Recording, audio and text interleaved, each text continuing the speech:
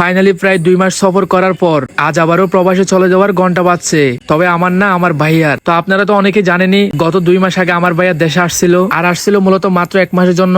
আমার ফ্যামিলিতে একটা বিয়ের কাজ চলছিল, যার কারণে ভাইয়াকে দেশে আসতে হয়েছে। তো কোনো কারণবশত ভাইয়া আরো 1 মাস বাড়িয়ে 2 মাস পর্যন্ত দেশে থাকছিল, আর 2 মাস থাকার পরে ফাইনালি আজ আবারও চলে যেতে হচ্ছে সেই দূর প্রবাসে। তো ভাইয়া যাওয়ার সময় অতটা নার্ভাস ছিল না, কারণ ভাইয়া 4 থেকে 5 বছরের ভিতরে প্রায় 3 বার দেশে আসছে, যার কারণে এবার যাওয়ার সময় ভাইয়া অতটা সেট হয় নাই। তবে আমার ফ্যামিলির আম্মু আব্বু আর আমি অনেকটা ইমোশনাল হয়ে গেছি, বিশেষ করে আমি একটু বেশি হয়ে গেছি, কারণ এই 2 মাসে ভাইয়া আমাকে অনেক আদর যত্ন করেছে, অনেক সাপোর্ট দিয়েছে, যার কারণে যাওয়ার সময় আমি অনেকটা সেট হয়ে গেছি। তো যাই হোক, ছেলে মানুষ যেহেতু প্রবাসে যেতে হবে, সফল হতে হবে। আর আমার ভাইয়া যাচ্ছিল হচ্ছে সন্ধ্যার পরে, মানে 7:30টার দিকে। তো আমরা আগে থেকে এয়ারপোর্টে চলে আসছি, আর ভাইয়া যাচ্ছে হচ্ছে কক্সবাজার এয়ারপোর্ট থেকে, মানে কক্সবাজার এয়ারপোর্ট থেকে ঢাকা যাবে, তারপর ঢাকা থেকে আরেকটাতে করে একেবারে সৌদি আরবে যাবে। তো ভাইয়ার বিমান উপরে উঠা পর্যন্ত আমরা এয়ারপোর্টের বাইরে অপেক্ষা করতেছিলাম সবাই, আর অপেক্ষা করতে করতে ফাইনালি ভাইয়ার বিমান উঠে গেছে। ওই যে একটু দেখা যাচ্ছে, আপনারা ঠিক দেখতে পাচ্ছেন কিনা জানি না। আর ভাইয়ার বিমান উপরে ওঠার সাথে সাথে আমরা সবাইও বাসায় যাওয়ার জন্য গাড়িতে উঠে পড়ছি। তো সবাই আমার ভাইয়ের জন্য দোয়া করবেন, উনি যাতে সবসময় সুস্থ থাকে আর সফল হতে পারে।